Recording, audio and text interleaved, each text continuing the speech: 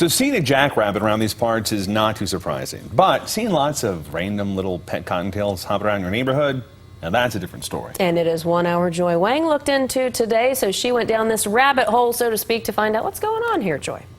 Well, Tessa, Steve, we're not talking about 1 or 2 rabbits roaming around. Try dozens this time of year, just like this little guy. It's because people get bunnies for Easter and they don't get them spayed or neutered. And rabbits, well, you know what they say about them. And now we've got somewhat of an invasion. Been a rabbit here because you can see this little hole right here. So they like to do a lot of digging. When Cindy Marie's cameras caught these 2 rabbits exploring her front yard, she hopped to it and set out some food. I just kind of kept that up for about a week or so, maybe 2 weeks. And I started to think maybe I should try to find some way to rescue them. So she called the New Mexico House Rabbit Society.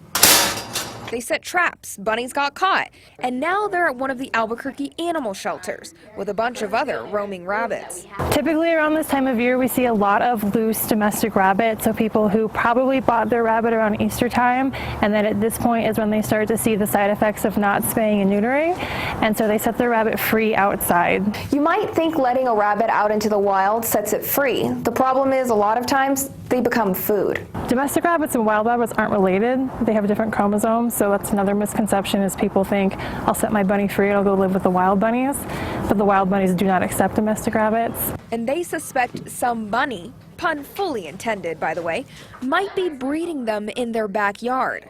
Rabbits produce very quickly, and in just a few weeks or months they'll have over 50 bunnies.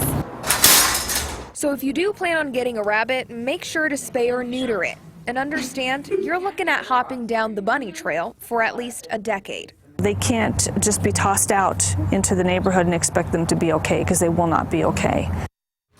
The 2 rabbits Cindy found ended up bonding. They're up for adoption at the Albuquerque Animal Shelter on Lomas. And if you're interested, you'll need to adopt them together. That's all, folks.